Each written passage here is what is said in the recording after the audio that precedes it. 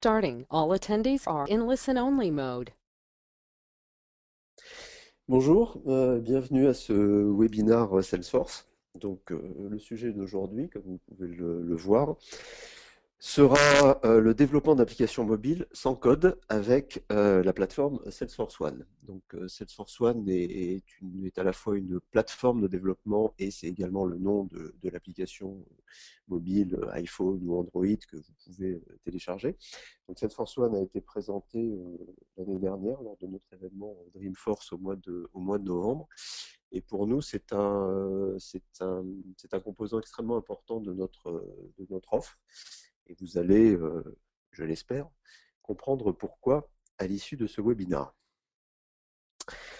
Donc mon nom est Daline Gisèle, je suis ce qu'on appelle un solution engineer, c'est-à-dire que je travaille dans les équipes avant-vente au niveau Salesforce EMEA. Et donc je vais vous présenter ce webinaire. Notre directive Safe Harbor, que je ne vais pas vous lire en détail, mais dont l'idée est simplement de vous informer que toute décision d'achat que vous pourriez prendre doit être basé sur des fonctionnalités existantes et non pas sur des choses que nous avons dans notre roadmap. Mais rassurez-vous, tout ce que je vais vous présenter aujourd'hui existe, est disponible et vous pourrez même le tester à votre convenance. Quelques slides d'introduction avant de parler, à proprement parler de Salesforce One, de la plateforme Salesforce One et de l'application mobile. Donc, le fait que le sujet de la mobilité des applications mobiles soit un sujet très chaud en entreprise depuis quelques années n'est pas un scoop. C'est un sujet, il y a beaucoup de bouillonnement autour de ces applications mobiles depuis grosso modo les années 2007, 2008, 2009, depuis le développement des terminaux type iPhone, ensuite des tablettes, iPad et puis des appareils Android. Mais c'est d'après beaucoup d'analystes, c'est vraiment depuis l'année dernière, donc depuis 2013, qu'on assiste à une accélération de l'intérêt pour les applications mobiles en entreprise, hein. On parle bien d'applications mobiles entreprise, puisque dans notre vie quotidienne, ça fait un petit moment qu'on est tous plus ou moins des drogués de l'application mobile. Mais en entreprise, donc vous voyez cette petite, je citais juste cet article de la BBC où on explique que 2013 a été vraiment l'année où les choses ont commencé à s'accélérer et où on voit que les employés là, dans n'importe quel type d'entreprise maintenant deviennent de plus en plus mobiles dans le sens où ils utilisent de plus en plus d'applications mobiles à partir de n'importe quel type d'appareil. Donc on parlait iPhone, on parlait iPad, mais on voit de plus en plus d'autres types d'appareils mobiles, des montres connectées, des choses comme ça, et qui se développent de plus en plus en entreprise et parfois qui échappent au contrôle des directions informatiques. Si on regarde les chiffres en unités vendues, donc on voit que depuis maintenant, même depuis deux ans à peu près, le nombre d'unités vendues d'appareils mobiles a dépassé le nombre d'unités vendues de PC, enfin d'ordinateurs traditionnels. Mais il s'agit le plus souvent d'appareils, ce qu'on appelle le Bring Your Own Device, donc d'appareils qui appartiennent aux employés. Donc les entreprises déploient aussi des flottes d'appareils mobiles, mais en fait, je vous disais que c'était de plus en plus difficile à contrôler, puisque ce sont de plus en plus les employés qui veulent utiliser leurs appareils mobiles en entreprise. Donc cela met une certaine pression sur les directions informatiques, c'est là que je voulais en venir, une certaine pression, puisqu'il y a une pression en interne de la part d'employés qui conçoivent de moins en moins d'utiliser leurs applications sur des appareils type PC ou même Mac, et qui veulent des applications mobiles. Et quand on regarde un petit peu les chiffres, les statistiques, les études qui ont été faites, donc sur l'ensemble des applications mobiles potentiellement utilisables en entreprise, on s'aperçoit que statistiquement, il y en a à peu près 54% qui sont considérées comme des applications mobiles critiques, dont vraiment les employés auront besoin de plus en plus pour effectuer leurs tâches. Malheureusement, et c'est un vrai défi pour les directions informatiques, sur ces 54% d'applications mobiles dites critiques, il y en a à peine la moitié qui ont pu être déployées avec succès au sein de l'entreprise. Pour des raisons diverses et variées. Globalement, on peut dire que c'est plus complexe à développer, que les applications mobiles, pardon, sont plus complexes à développer pour tout un tas de raisons. Premier est souvent le fait que on doit supporter tout un tas d'appareils, depuis les téléphones mobiles et smartphones jusqu'aux tablettes grand format, donc des complexités de gestion des facteurs de forme. On a de plus en plus d'appareils, on a le smartphone traditionnel, on a ce qu'on appelle là, les phablettes, des espèces d'appareils un peu intermédiaires entre les tablettes et les smartphones, des tablettes 8 pouces, des tablettes 7 pouces, des tablettes bientôt 12 pouces qui sont annoncées, donc ça rend les choses assez complexes. On manque de développeurs. Les développeurs experts en développement d'applications mobiles sont une ressource rare, sont une ressource chère. Donc c'est difficile pour les entreprises d'en recruter. C'est très bien pour les développeurs, c'est moins sympathique pour les entreprises. Et puis donc les systèmes, les plateformes sont multiples et fragmentés. Donc du coup, un gap important entre ce qui est effectivement déployé et les besoins, ne serait-ce que les besoins d'applications mobiles critiques.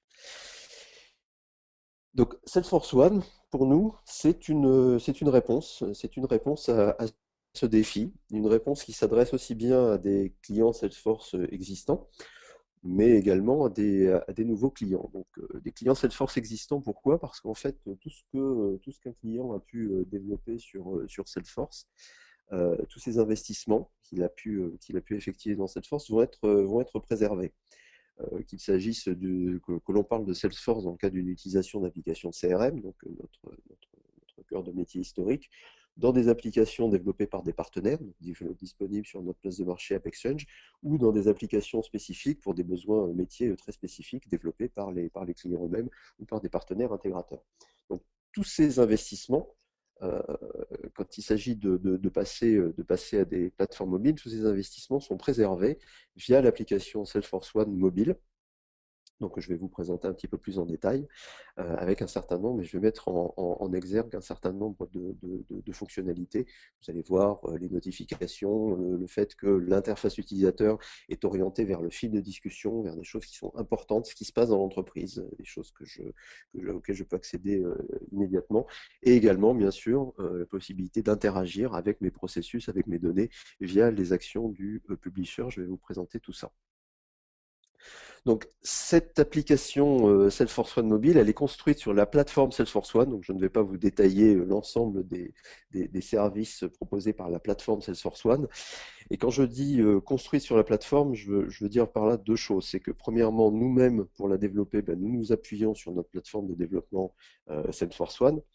Mais si vous souhaitez étendre, si une entreprise cliente souhaite étendre l'application mobile, et c'est ce qui sera fait dans la plupart des cas, elle va également s'appuyer sur la même plateforme pour ajouter des composants, pour ajouter des écrans, pour étendre et spécialiser cette application mobile. Donc tous les services, que j'appelle les services disponibles dans la plateforme Salesforce One, sont disponibles dans un contexte de mobilité. Et plus que ça, c'est qu'un certain nombre de ces services, nous rajoutons des services dédiés au développement d'applications mobiles. Ce qu'on appelle par exemple les compact layouts, les mobile cards, ce sont des services supplémentaires de la plateforme qui permettent de compléter, d'ajouter des fonctionnalités à l'application mobile. Et la plupart du temps, sans nécessité de code, sans nécessité de développement via du code. Ça, c'est une caractéristique des plateformes Salesforce depuis le début, cette possibilité de pouvoir développer des applications sans écrire une seule ligne de code. Et on le fait très bien pour les applications web et depuis très longtemps, et on le fait et on va le faire de plus en plus pour les applications mobiles, notamment pour tout ce qui touche à l'interface utilisateur. L'idée, c'est de pouvoir permettre à un administrateur Salesforce et non pas à un développeur de customiser des écrans sans écrire de code. Donc de plus en plus, vous verrez dans Salesforce des services dédiés à la customisation, dire du développement, mais c'est du développement sans code, j'insiste bien là-dessus, de plus en plus de services dédiés à la customisation ou au développement sans code orienté mobilité. Donc on va passer, avant de passer ça en revue, euh, juste quelques points qui nous semblent importants. Quels sont les points à considérer quand on se lance dans le développement ou la customisation d'applications mobiles, et vous verrez comment on a, nous, adressé et traité ces différents points. La première chose, évidemment, à prendre en compte, c'est du fait de la taille de l'appareil, du fait que les personnes vont l'utiliser en situation de mobilité, ils ont besoin de voir des choses importantes, vraiment du premier coup d'œil. Il ne s'agit pas d'aller passer déjà 3 minutes à aller naviguer dans son application pour trouver l'information importante. Donc ça, c'est quelque chose que nous avons pris en compte et vous allez voir comment. Ensuite, quels sont les moments importants d'utilisation? Évidemment, on utilise assez rarement une application mobile quand on est assis derrière son bureau, mais dans des circonstances assez particulières. Ce qui veut dire qu'on doit avoir accès à l'information pertinente. Donc on doit se poser la question, quand on conçoit son application, de quels sont les champs qui doivent absolument avoir un contenu et quels sont les champs qui doivent être exposés dans l'application mobile. Parce qu'on ne peut pas se permettre de naviguer dans des champs, dans des écrans vides, sans information, quand on est dans une application mobile, parce que forcément on voit moins d'informations à l'écran, et si en plus cette information n'est pas disponible, l'utilisateur est vite frustré. Et de la même façon, on va vouloir insister sur la mise à disposition de valeurs par défaut quand il s'agira de saisir des informations, parce qu'on ne veut pas que l'utilisateur perde du temps quand il est en situation de mobilité, quand il utilise son application, que ce soit sur un smartphone ou une tablette, il ne faut pas qu'il perde du temps. Et donc, si on peut lui proposer des saisies par défaut le plus souvent, des listes de valeurs au minimum, il faut absolument pas hésiter. Et c'est avec ces points en tête que nous avons conçu l'application Salesforce One mobile que je vais vous présenter. Donc, je vais juste vous présenter quelques slides rapidement, et après, je vais passer sur une démonstration. Mais via ces slides, je veux mettre en valeur certains points qui nous semblent importants. Une chose évidemment absolument cruciale quand on utilise une application mobile, c'est d'utiliser le système de notification des appareils. C'est un des avantages de ces appareils, c'est de pouvoir être notifié via une sonnerie, via un vibreur assez facilement quand quelque chose d'important survient dans une application que l'on utilise. Donc le système de notification Salesforce a été étendu aux applications mobiles et on va trouver en fait 3 types d'informations qui vont générer une notification. Une demande d'approbation, si je vous montrerai ça, quelqu'un soumet une demande d'approbation pour n'importe quoi, une demande de congé, une demande de discount sur une facture, des choses comme ça. Donc je soumets un processus d'approbation. Les approbateurs vont être notifiés à la fois in-app et out-app, vous allez voir ça, de cette demande d'approbation. Autre chose qui va m'être notifié, si on m'assigne une tâche, si quelqu'un ou si un workflow m'assigne automatiquement une tâche dans Salesforce, je vais recevoir une notification. Et enfin, si quelqu'un me mentionne donc dans l'outil Chatter, qui est l'outil de réseau social intégré à la plateforme Salesforce et disponible dans toutes les applications Salesforce, si quelqu'un me mentionne dans un fil de discussion, me @mention comme dans Twitter, je vais tout de suite être notifié en temps réel que j'ai été mentionné. Parce que si on me mentionne, c'est qu'a priori on s'adresse directement à moi et qu'on a peut-être besoin que je réagisse assez rapidement. Donc ce système de notification nous a semblé extrêmement important. Ensuite, au niveau de la navigation, il nous a semblé aussi important de laisser à la fois à l'administrateur de la plateforme Salesforce, administrateur chez le client, mais également à l'utilisateur final lui-même, les moyens de réorganiser un petit peu les menus de navigation dans son application. Donc, je vous présenterai aussi comment l'utilisateur final, moi, utilisateur final, je peux décider de l'ordre dans lequel les options apparaissent dans le menu de navigation en fonction de mes centres d'intérêt. Également, bien entendu, tout ce qui existe en standard dans Salesforce, par exemple les vues, ce qu'on appelle les vues de liste, hein, qui sont des listes d'enregistrement, ont été revues pour être adaptées à l'interface mobile en tenant compte des facteurs de forme. Et donc, j'ai bien sûr accès à des vues de liste avec un sommaire, simplement un nom d'enregistrement, ou des vues de liste détaillées. Et je vais aussi, bien entendu, au niveau des détails de mon enregistrement, avoir une vue particulière et une vue qui va pouvoir être entièrement customisée par mon administrateur. Donc, je vais pouvoir customiser, et pas de la même façon forcément pour tous les utilisateurs, et de la même façon que dans Salesforce, dans la partie navigateur, on peut créer des présentations de pages qu'on va ensuite affecter à des profils d'utilisateurs, ce qui fait que 2 utilisateurs ayant des profils différents ne vont pas forcément voir la même information à l'écran, même s'ils sont positionnés sur le même enregistrement. Certains champs peuvent avoir plus de sens pour un des utilisateurs en fonction de son profil que pour l'autre. Donc on va pouvoir de la même façon customiser, paramétrer la visualisation des enregistrements sur les écrans de l'application mobile via des page layouts et des fonctionnalités, comme je disais, ce qu'on appelle les compact layouts, qui sont dédiés à la customisation d'applications mobiles. Bien entendu, j'aurai accès, comme dans l'application web, aux détails de mes enregistrements et à tous les enregistrements qui sont liés. Si je suis sur une facture, ben, naturellement, je verrai les lignes de facture attachées à l'entête et nous allons voir tout ça. Et chose extrêmement importante, et ça, moi, c'est ce qui me plaît le plus dans cette application mobile, ce qu'on appelle les actions, donc les actions du publisher. Alors, le publisher, c'était au départ une possibilité d'étendre les actions disponibles dans l'outil Chatter. Donc, ça permettait de rajouter des actions personnalisées dans Chatter, et nous avons étendu ce publisher à l'application mobile. Je vais vous montrer également comment on met ça en œuvre, et on l'a étendu au point de pouvoir donner accès via le publisher, y compris à des applications web extérieures à Salesforce. Et ça, c'est également quelque chose que je trouve très intéressant. L'idée, c'est de pouvoir, via l'application Salesforce One mobile, accéder à des applications web qui ne sont pas Salesforce, qui ne sont pas forcément disponibles, elles, en mobilité. Imaginons, c'est le cas que je prends souvent, et je vous montrerai ça tout à l'heure, une application SAP web. Je veux pouvoir exposer dans mon application Salesforce mobile des écrans de cette application SAP web. Je veux du coup la rendre mobile.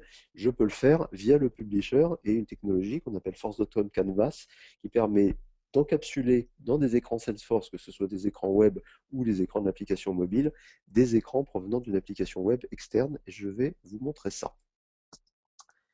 Voilà, nous allons passer à la démonstration. Donc je vais reprendre mon iPhone. Je vous demande 2 secondes le temps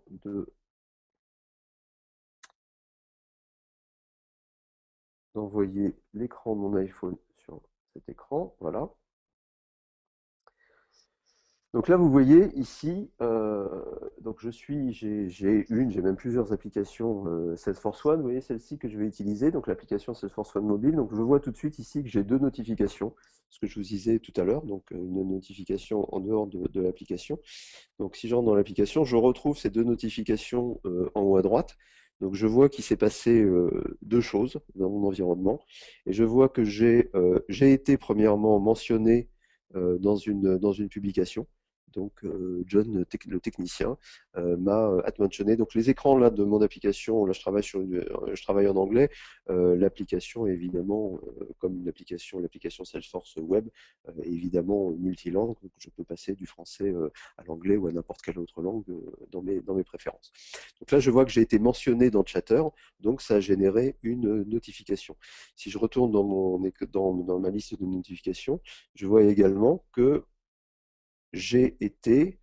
on m'a soumis une demande d'approbation.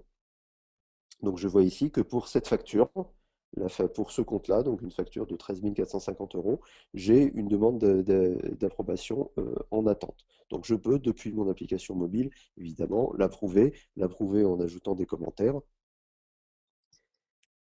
et changer son statut. Donc ce système de notification, comme je vous le disais, je ne vous le montre pas ici, mais il s'étend également aux tâches qui me sont assignées, donc que ce soit manuellement ou par un workflow qui va pouvoir m'assigner automatiquement une tâche. Je vais recevoir ces notifications à la fois sur l'écran de mon appareil et également dans l'application.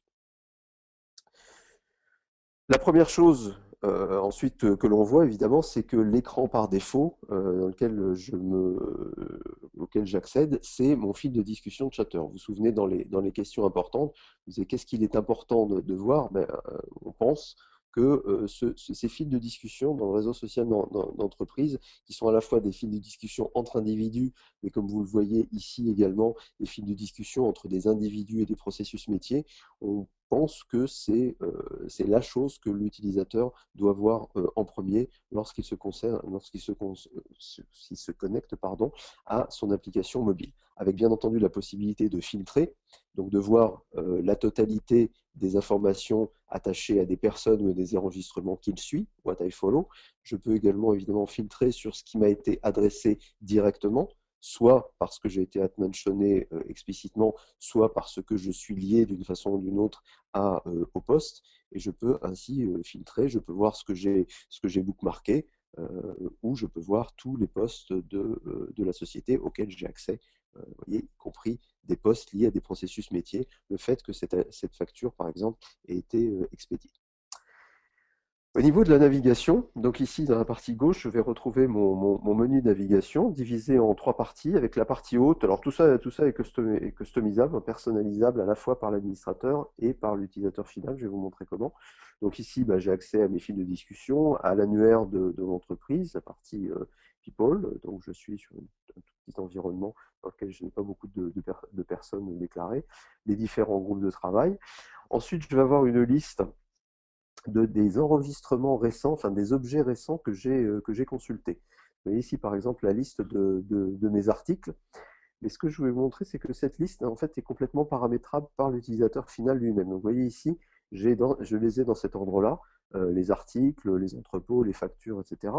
Mais si je me rends dans mon application web, dans l'écran de recherche, ici dans l'écran de résultats de recherche, pour ceux qui utilisent déjà Salesforce, vous avez peut-être pu remarquer ici que j'ai ces petites épingles, donc qui me permettent de choisir l'ordre d'apparition. Donc vous voyez ici, facture. J'ai décidé que ce que je voulais voir apparaître en tête, c'était l'ensemble de mes factures.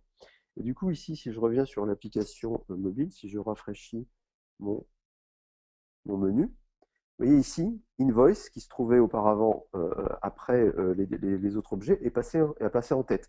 Et quels que soient les enregistrements que je consulterai, même si je consulte par exemple 80 comptes, les enregistrements les plus récents seront toujours mes invoices parce que moi, utilisateur, j'ai décidé que c'était ce qui avait de plus important pour moi et que c'était ce que je voulais voir en tête de mon menu. Donc, vous voyez, l'utilisateur final lui-même a d'une certaine manière la possibilité de changer son interface et ses menus de navigation. Donc là, je vais retrouver tous les objets, que ce soit les objets de mon CRM ou les objets de mes applications métiers. Et ici, je vais retrouver dans cette section Apps, je vous montrerai ça tout à l'heure, des applications complètes que je peux exécuter depuis mon application Salesforce One mobile. Je vous montrerai cette application de scanning, par exemple. Donc, c'est une application iPhone que je peux utiliser depuis mon application mobile Salesforce. C'est-à-dire que mon application Salesforce One mobile peut devenir une sorte de portail qui me permet d'accéder et de lancer d'autres applications mobiles installées sur mon appareil. Alors, je pourrais lancer à peu près n'importe quoi, y compris des jeux, ça n'a pas grand intérêt. L'intérêt, c'est quand même de lancer des applications qui, d'une façon ou d'une autre, vont être liées à mon travail et à l'activité que j'exerce dans mon application Salesforce. Et c'est ce que je vous montrerai avec cette application de scanning d'articles. Je peux également, vous voyez ici, donc je peux bien sûr m'appuyer sur les capacités de mon appareil. Donc là, j'ai une application, enfin un écran qui me permet de retrouver, donc je suis un technicien en vadrouille, j'ai besoin d'aller éventuellement me recharger en pièces détachées. Donc trouver les entrepôts de mon entreprise. Donc ça, c'est un petit écran Visual Force en fait qui fait appel à l'API Google. Donc ça n'est pas du développement, puisqu'en fait, c'est une ligne Visual Force qui appelle l'API Google et qui me permet de géolocaliser mes différents entrepôts. Donc, vous voyez ici, je me trouve en ce moment place d'Iéna dans nos locaux et je vois que l'entrepôt le plus proche, l'entrepôt de ma société, c'est l'entrepôt de la FNAC à la Défense, où moi, technicien, je peux aller me réapprovisionner en pièces détachées si j'en ai besoin pour mon travail sur site. Donc, vous voyez ici, c'est simplement une page Visual Force qui a été rendue disponible via ce menu. Je l'ai appelé Find Warehouse et c'est du pur travail d'administrateur de rendre cette page Visual Force disponible. Alors, je peux être amené à faire des choses un petit peu plus complexes, à vouloir faire des développements un peu plus complexes, mais la mise à disposition de ces développements dans l'application mobile, c'est du pur travail d'administrateur. J'ai bien entendu accès en standard à mes tableaux de bord. Donc tous les tableaux de bord dont je dispose dans l'application Salesforce sont disponibles via l'application mobile. Et là aussi, c'est juste un onglet mobile à rajouter. Et je peux voir le détail de mon tableau de bord, y compris la répartition, les pourcentages. Donc là, il s'agit de ma répartition de mes articles, des articles en stock par entrepôt. Donc je vois que j'ai 13% de mes articles en stock qui se trouvent présents dans cet entrepôt. Alors, je voulais vous montrer, alors, chose importante, je vous ai parlé du publisher, ça c'est vraiment quelque chose qui est extrêmement important. Donc si je reviens sur le fil, donc les actions du publisher, elles vont être disponibles via cette petite croix que vous voyez en bas à gauche de mon écran. Et elles vont être contextualisées, c'est-à-dire que les actions qui vont être disponibles ici vont dépendre de l'endroit où je me trouve dans mon application mobile. Là, par exemple, ici, vous voyez, alors je reviendrai sur ces deux icônes SAP. Vous voyez, j'étais sur mon écran des feeds, donc je peux rajouter un post. Donc ça, c'est du standard. Ce sont des actions absolument standards. Par contre, vous voyez que j'ai accès également à des actions custom. Et là, ici, c'est là que ça devient extrêmement intéressant, c'est que ce que je vais afficher ici, vous voyez, j'ai cliqué entre guillemets sur l'écran Ship Order, et ce que j'affiche ici, c'est en fait l'écran web d'une application qui n'est pas une application Salesforce. Donc ça pourrait être, c'est une application web qui est exécutée à l'extérieur de Salesforce. Ça pourrait être une application SAP, ça pourrait être une application Oracle, ça pourrait être une application custom développée en n'importe quelle technologie. À partir du moment où elle est accessible sur le web, donc c'est une application web, je peux, via Ford.com Canvas, l'incorporer dans mon application Salesforce et via le publisher, vous voyez, je peux y accéder. Donc ici, je ne suis plus du tout dans Salesforce, je suis dans des écrans d'une application extérieure à Salesforce. Pourtant, je suis toujours dans Salesforce mobile, dans Salesforce One mobile. Donc je peux ici, j'ai accès à mon application, je peux expédier pour une facture, je peux expédier les articles commandés dans le cas d'une facture. Et une fois que j'ai fait ça, eh bien, je peux revenir dans mon application Salesforce. Et vous voyez, j'ai automatiquement un post qui a été généré. La facture numéro 6 a été expédiée et je peux aller consulter le détail de l'expédition. Et j'en ai une autre ici, vous voyez, je peux également suivre mes expéditions. Donc là, de la même façon, je bascule sur une autre application web. Donc là, c'est une application web Java que j'exécute ici et qui n'est pas exécutée dans Salesforce. Alors là, je peux dépendre un peu aussi évidemment de mon système extérieur, mais voilà, j'y suis. Donc je peux consulter la liste de mes expéditions qui ne sont pas gérées dans Salesforce et je vais en choisir une et dire bah, sur cette expédition qui m'est fournie ici, sur cette information qui m'est fournie ici via une application extérieure, je vais poster son contenu dans mon fil de discussion Salesforce. Vous voyez ici, via le publisher, je peux accéder aussi bien à des actions standards, je peux accéder à des actions custom qui sont propres, qui sont exécutées dans Salesforce. Je vais vous en montrer une autre. Par exemple, si je vais sur un de mes clients, sur un compte, je vais trouver d'autres actions du publisher. Ici, Create Quick Order. Ça me permet de créer une commande rapide pour mon client. Là, j'exécute en fait une action. Là, cet écran, c'est un écran Visual Force également, mais c'est exécuté dans Salesforce. Et ce que je vous ai montré tout à l'heure, donc vous voyez qu'ils ne sont plus disponibles ici, les actions précédentes, parce que contextuellement, ça n'avait pas de sens de gérer les actions que j'ai appelées les actions SAP ici. Elles ne sont plus disponibles. Donc, trois types d'actions. Les actions standards, des actions custom, mais exécutées au sein de Salesforce, ou des actions custom exécutées dans une application extérieure.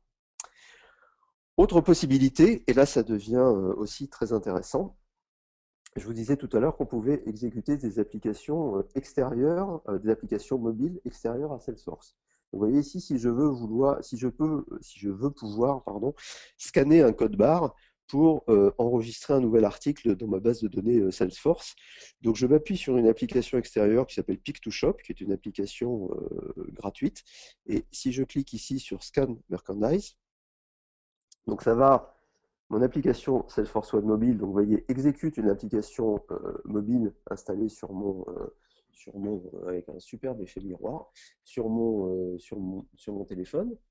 Je vais aller chercher un code barre. Donc vous allez voir ici, j'ai ici un code barre et je vais scanner ce code barre. Et si je reviens maintenant dans mon application Salesforce, je reviens sur mes écrans merchandise, j'en avais, voilà, cet article-là, à l'instant même, le 20, alors je suis en horaire décalé parce que je suis sur un fuseau horaire américain, mais vous voyez, en fait ici, cet article a été scanné directement depuis mon application de scan, je vais vous la remontrer, mon application de scan qui est en fait Pick2Shop, je l'ai exécuté depuis Salesforce One. Donc c'est une simple URL custom exécutée depuis un écran, depuis une page Visual Force qui me permet depuis une application Salesforce One mobile en fait d'appeler n'importe quelle application installée sur mon iPhone. Si je veux accéder pareil à mon calendrier, cette fois-ci je parle bien de mon calendrier iPhone, donc vous voyez, j'ai cliqué simplement sur l'icône Calendar dans Salesforce One mobile et je me débranche vers l'application calendrier de mon iPhone. Je reviens dans Salesforce. Vous voyez ici, ce menu me permet d'aller appeler en fait n'importe quelle application installée sur mon iPhone avec, comme je vous le disais, un intérêt, c'est qu'il faut que l'application en question soit liée à mon activité dans Salesforce. Je peux le faire techniquement, même si elle n'a aucun rapport, mais ça manque d'intérêt business. Voilà les quelques fonctionnalités que je voulais illustrer dans cette petite démonstration. Je vais revenir sur ma présentation. Et alors, tout ceci peut être très facilement testé. Donc, vous pouvez faire effectuer, enfin développer cette petite application, moins la partie scanning de code barre, qui est quelque chose que j'ai développé moi-même. Mais sinon, vous pouvez très facilement créer donc gratuitement un environnement de développement Salesforce. Donc, vous recevrez ces présentations avec les liens. Et vous avez un guide de développement Salesforce One qui vous permet de développer et de customiser une application mobile et de faire exactement ce que je viens de faire.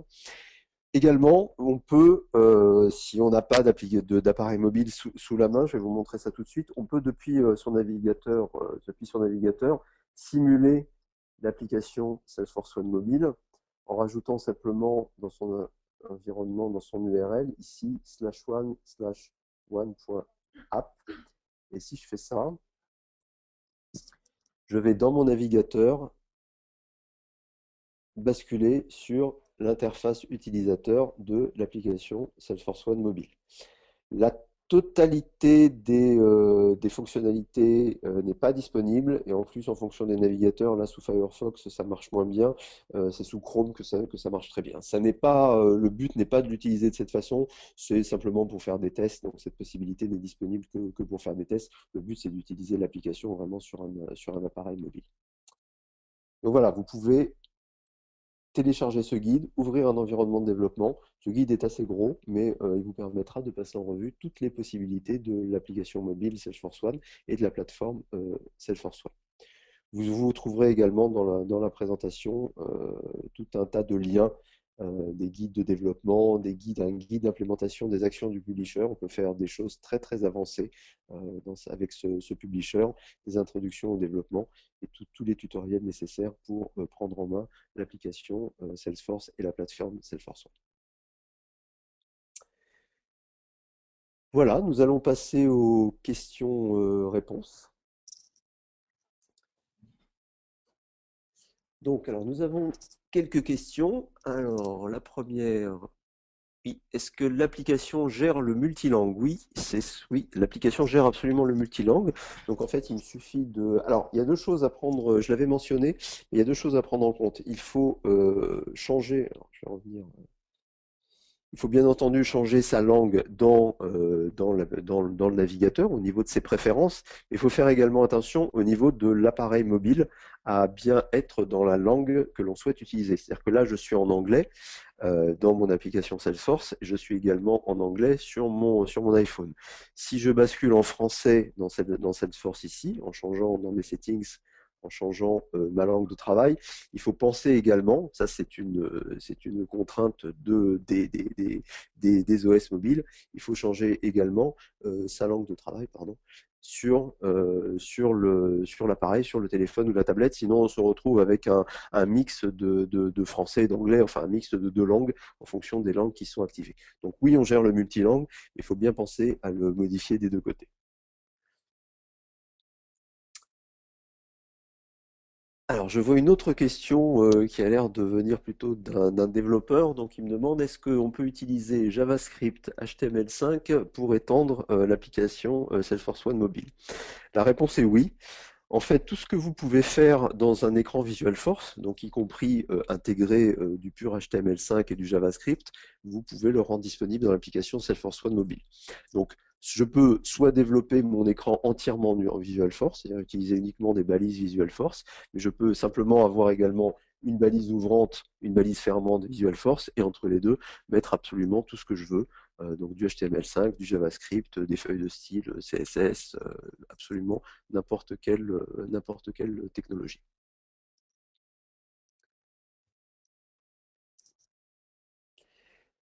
Une question sur le branding. Est-ce que je peux changer le branding? Très bonne question. Alors oui, la réponse est oui. De façon, alors je vais vous montrer ça dans l'écran de setup, ici dans mon écran administration mobile. Dans la partie Salesforce One, vous voyez, c'est nouveau, c'est apparu avec la version Spring donc, de Salesforce. J'ai une partie branding. Pour l'instant, ça reste limité à un certain nombre de composants. Donc la couleur globale, vous avez vu que c'était plutôt le bleu qui était dominant dans l'application Salesforce, que je peux aller modifier. Ça, c'est très important parce que ça, on va l'étendre de plus en plus, puisqu'on a bien conscience que même si l'application Salesforce One Mobile a été conçue de façon à voulait à couvrir le nombre de besoins le plus large, les entreprises ont parfois besoin ou envie, ou en tout cas, d'avoir leur propre branding, leur propre marque, leur propre couleur, leur propre logo dans les applications mobiles. Donc pour nous, c'est évidemment très important. Donc on commence à donner ce genre de fonctionnalités. Donc ici, je peux changer déjà au moins les couleurs de l'application, la couleur je peux changer le logo, bien entendu, parce que tout le monde n'a pas envie d'avoir forcément un logo Salesforce, parce que rien n'empêche d'utiliser cette application Salesforce One Mobile dans un contexte B2C, donc où là, eh bien, ce sont nos clients qui vont s'adresser à leurs propres clients, et ils n'ont pas forcément envie que les logos Salesforce apparaissent. Donc de plus en plus, on va avoir ces possibilités de modification du branding de l'application Salesforce One Mobile.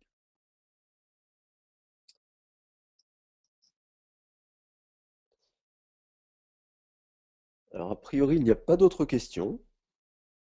Donc, nous allons clôturer ce webinaire. Avant de terminer, je vous invite à suivre sur les différents réseaux sociaux. Donc, nous sommes présents, ce qu'on appelle Developer Force, donc, qui est le réseau des développeurs Salesforce. Donc, vous nous retrouverez sur Twitter, vous nous retrouverez sur Facebook, sur Google+, sur YouTube et sur LinkedIn. Donc, vous pouvez suivre l'actualité de toute la communauté des développeurs Salesforce sur des différents réseaux sociaux. Je vous remercie et je vous souhaite une excellente journée. À bientôt. Au revoir.